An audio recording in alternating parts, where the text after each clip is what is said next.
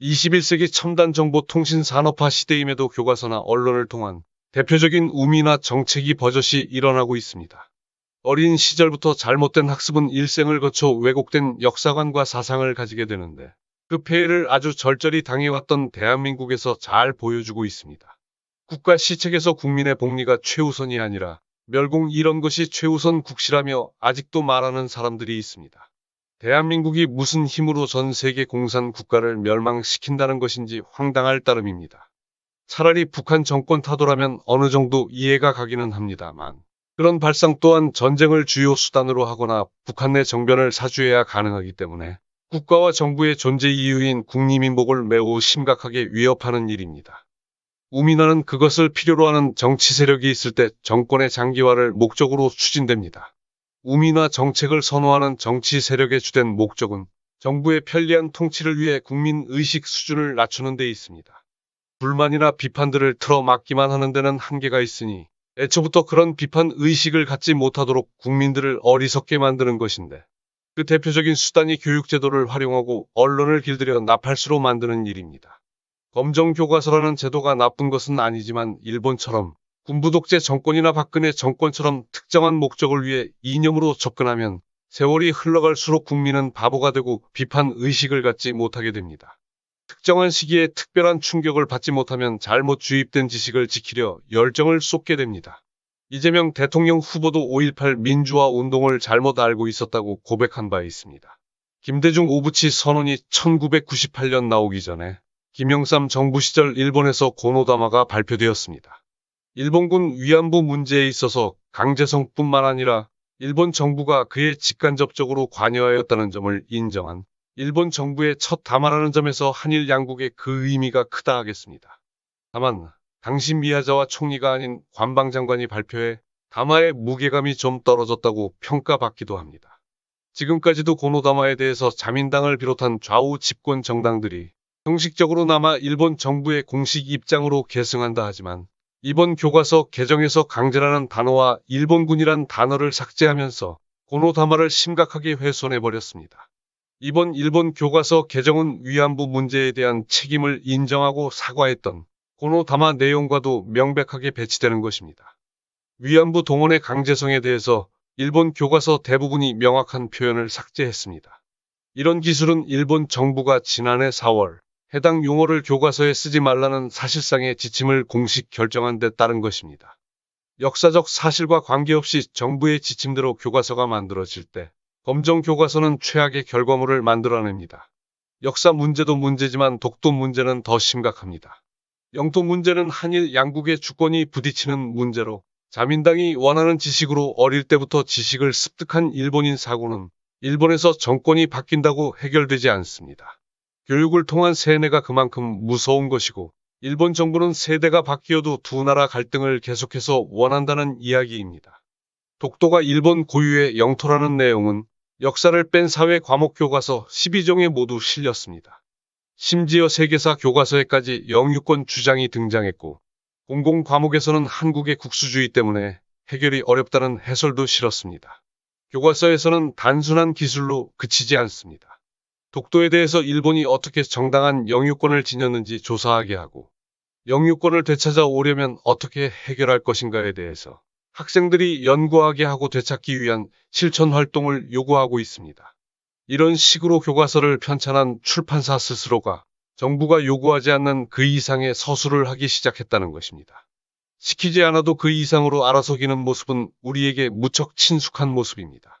전후 배상 문제에 있어서도 일본은 1965년 한일 청구권 협정과 2015년 한일 위안부 합의로 모두 해결됐다는 일본 정부 입장을 그대로 따르고 있습니다. 과거사 문제에 대한 일본의 책임을 지우려는 시도가 교육 현장까지 전방위적으로 이어지기 시작한 지 18년이 되어갑니다.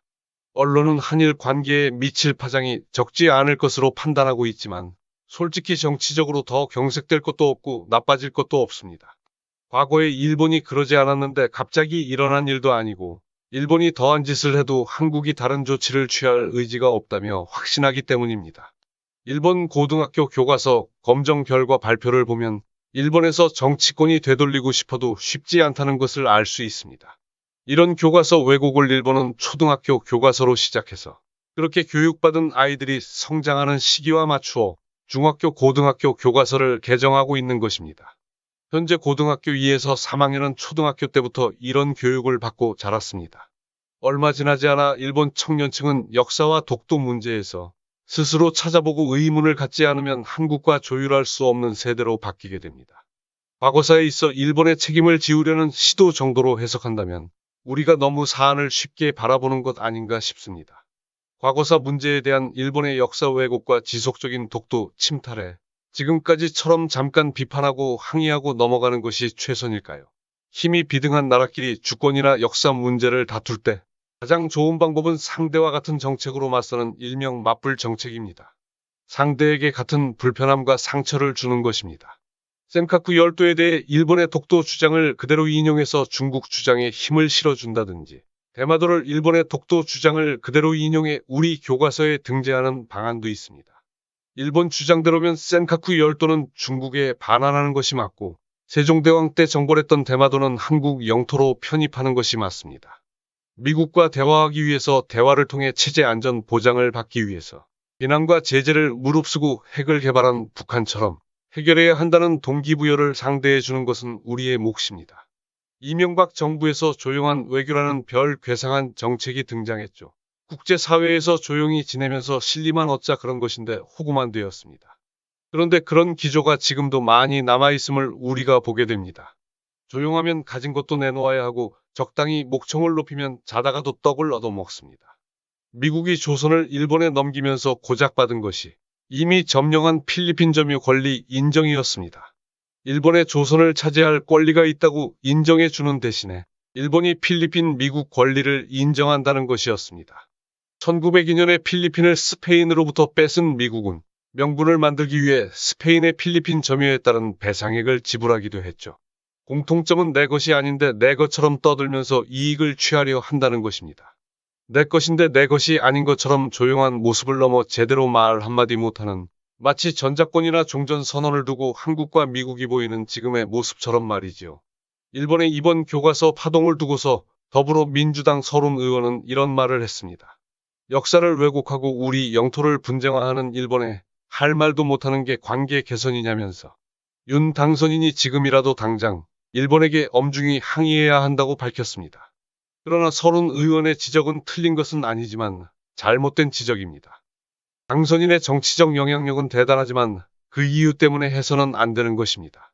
외교적 대응에는 국제적으로 통용된 단계가 있고 기본적으로 정부가 나서야 하고 국회가 뒷받침하면서 정부를 도와야 합니다. 실제로 서른 국회의원처럼 현직이 아니기도 하고 취임하기 전이지만 불과 한 달 뒤에 대통령직에 오를 사람입니다. 최종 결재권자가 될 사람이 외교에서 쉽게 입을 열어선 안 됩니다. 정치적 공격도 좋지만 그런 정도의 공격은 저 같은 유튜버 정도가 해야 할 공격입니다. 김은혜 당선인 대변인이 서른 의원 공격에 이런 말을 했습니다. 일본의 고등학교 교과서 역사 왜곡 문제와 관련해서 아직 당선인 입장이라서 개별적인 외교 사안의 입장을 표명하는 건 부적절하다고 말하면서 외교 문제에 여야가 없다면서 정치 쟁점화하는 우를 범하지 말라고 말했습니다. 맞는 이야기입니다. 그러나 문재인 정부 5년 동안 김은혜 대변인이 하면 안 된다는 짓을 국민의힘은 해왔습니다. 미국과 중국, 일본과 북한이 연루된 사안에서 언제나 해서는 안 되는 짓을 해왔습니다. 그리고 당선인은 그렇다 쳐도 국민의힘이 침묵하는 건 말이 되지 않습니다. 국민의힘은 매년 수백억을 보조받는 공당이고 소속된 국회의원들은 개별적으로 엄청난 지원을 받고 있습니다. 당연히 대한민국의 이익을 해치는 외세의 책동에 강력한 항의를 해야만 합니다. 더불어민주당도 그 점에서는 마찬가지이고 대한민국 정당 모두가 마찬가지입니다. 세금으로 운영되고 특히나 선거를 통해 국민을 대변한다는 정당들의 그런 행위가 국민을 대변하는 행위이고 존재하게 하는 역할입니다. 일본의 이번 교과서 왜곡과 관련해서 강제라는 말과 일본군을 조선과 관련해서는 뺐지만 중국과 관련돼서는 오히려 들어갔습니다. 반중을 주장하는 일본이 중국은 넣고 조선은 뺐다는 것이죠. 1965년 한일 청구권 협상에서 배상이 아닌 보상을 받아서인데 일본은 합법적으로 조선을 병합했다고 주장하고 있습니다. 대한민국도 그걸 인정하니 1965년의 배상이 아닌 보상에 합의했다는 것이죠.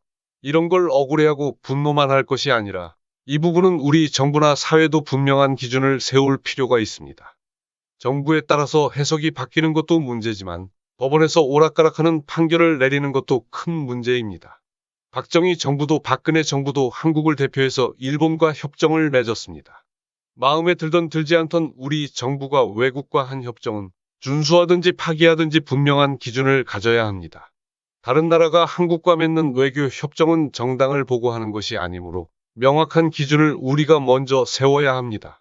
일본으로부터 배상액이 아닌 위로금 성격으로 보상액을 받았지만 박정희나 박근혜가 개인적으로 받은 것이 아닙니다. 대한민국 정부가 합의하고 받은 것은 부정할 수 없습니다. 지금처럼 인정하는 것도 아니고 부정하는 것도 아닌 이런 어정쩡한 입장으로는 과거사에서 일본과 대화하는 것에서 결코 유리해지기 어렵습니다. 역사적 진실로 싸우는 것과 사과와 배상의 정당성을 두고 싸우는 것이 다르고 강제징용이나 위안부 문제에서 사과는 당연히 일본이 해야 하지만 그분들에게 배상을 해야 하는 주체가 일본에게서 돈을 받은 우리 정부인지 기존에 받은 보상금과 성격이 다르므로 일본 정부여야 하는지부터 우리는 하나로 정리된 명확한 입장이 정해지지 않았습니다. 여당과 야당이 다르고 정치권과 시민사회가 다르고 시민사회와 당사자가 다릅니다. 일본과 문제는 국민 정서까지 얽혀 절대 단순하지 않은데 여기에 한일 양국의 정치적 이해관계까지 얽혀 있습니다.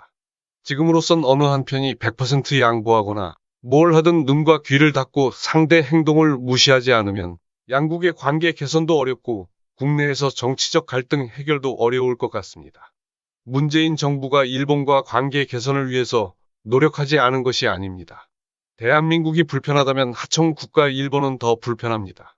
차기 정권이 될 윤석열 당선인이 공약이라 집착하면서 어정쩡한 위치로 봉합하려 서둘러 성과를 보이려 하다가는 일본의 이용만 당하면서 호구 취급당하고 한국과 일본 간의 본질적인 문제가 그대로 남는 것은 물론이고 국내에서는 진영 간 국론이 분열되어 갈등만 심각해지는 우를 범하게 될 것입니다.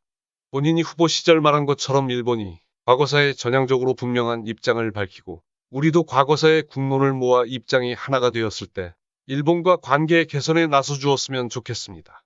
우리가 무조건 양보하지 않으면 일본이 받아들이겠냐며 관계 개선이 아니면 대한민국이 큰 위험에 직면할 것 같은 그런 나약한 사고가 윤석열 당선인에 없기를 바라면서 오늘 영상은 여기까지입니다. 시청해주신 여러분 고맙습니다.